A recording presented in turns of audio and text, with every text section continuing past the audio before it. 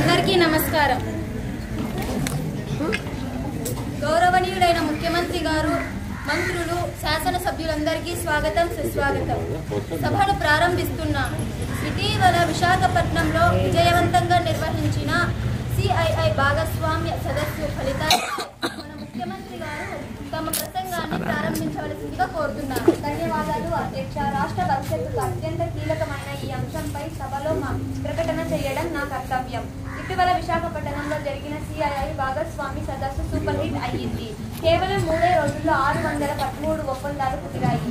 వీటి ద్వారా రాష్ట్రానికి 13,26 లక్షల రూపాయలు పెట్టుబడి రానుంది. దీని వల్ల 16,31,000 మందికి ఉద్యోగ అవకాశాలు లభిస్తాయి. పెట్టుబడి ధరలలో దెబ్బతిన్న విశ్వాసాన్ని పునరుద్ధరించడం వల్లే ఇది సాధ్యమయ్యింది.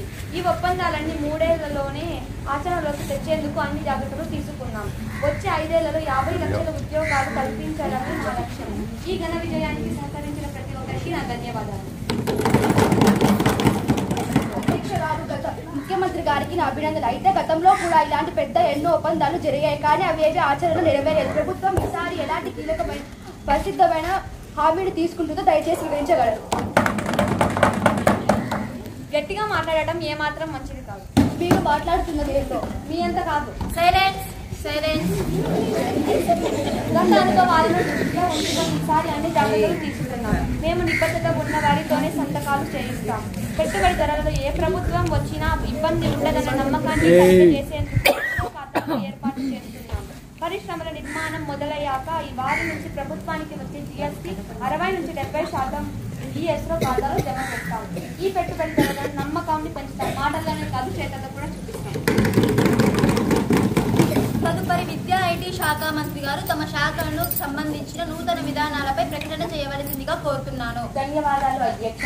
మా లక్ష్యం ఏపీ దేశానికి టెక్ రాజధానిగా తీర్చిదిద్దడం. 2029 నాటి ఏపీ ఇన్నోవేషన్ రాష్ట్రంగా మార్చి 20,000కు పైగా స్టార్టప్లను ఏర్పాటు చేయనున్నాం. IT రంగంలో 90 నుంచి 90% ఉద్యోగాలు రాష్ట్రానికి చెందిన వారికే వస్తాయని స్పష్టం చేస్తున్నాను. అమరావతిలోను క్వాంటమ్ వ్యాలీ ఏర్పాటు చేస్తూ 3 ప్రాంతాలలోని 3 ఎకనామిక్ రిజియన్లను అభివృద్ధి చేస్తున్నాం. అంతేకాకుండా రాష్ట్రం 160 గిగావాట్ల గ్రీన్ ఎనర్జీ ఉత్పత్తి చేయాలని లక్ష్యంగా పెట్టుకున్నాం. దీనికోసం వరల్డ్ ఎకనామిక్ ఫోరంతో కలిసి centre for energy and cyber resilience కేంద్రకు ఏర్పాటు ఒప్పందం కుదుర్చుకున్నాం. ఈ విధంగా గ్రీన్ ఎనర్జీ ద్వారా డేటా సెంటర్ విద్యుత్ సేవలను ఎదుర్కొంటాం. IT మంత్రి గారు టెక్ రాజధాని పేరుతో అభివృద్ధిని మొత్తం అమరావతికే పరిమితం చేస్తున్నారు. కానీ రాష్ట్రంలో మిగిలిన ప్రాంతాలకు కూడా అభివృద్ధి చేయాలని కోరుకుంటారు. ప్రాంతాల మధ్య విభేదాలు సృష్టించవద్దని దయచేసి కోరుతున్నాను.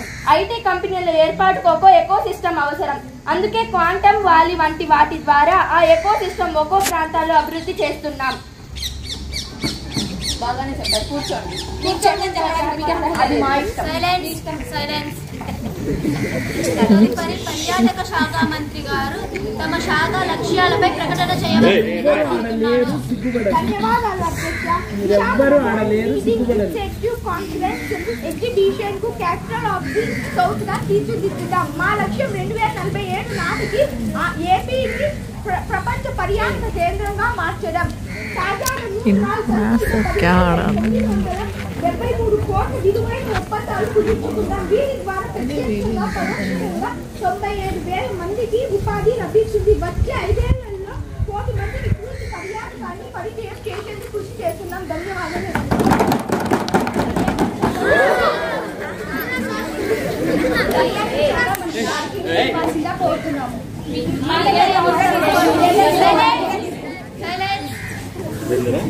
ఇప్పుడు వ్యవసాయ శాఖ మంత్రి గారి ప్రకటన. ధన్యవాదాలు అధ్యక్ష. మన రైతులకు స్థిరమైన ఆదాయం అందించడమే మా ప్రధాన లక్ష్యం. ఎరువులు, పురుగు మందులను అందించడానికి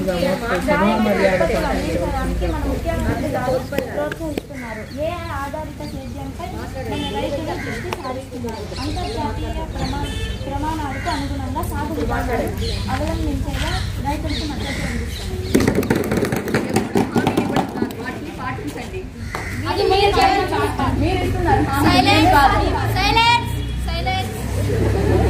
గౌరవ సభ్యులందరికీ ధన్యవాదాలు. ముఖ్యమంత్రి గారి నాయకత్వంలో రాష్ట్రం పారిశ్రామిక, IT, గ్రీన్ ఎనర్జీ, పర్యాటక రంగాల్లో నూతన ఒరవడిని సృష్టిస్తుందన్న విశ్వాసం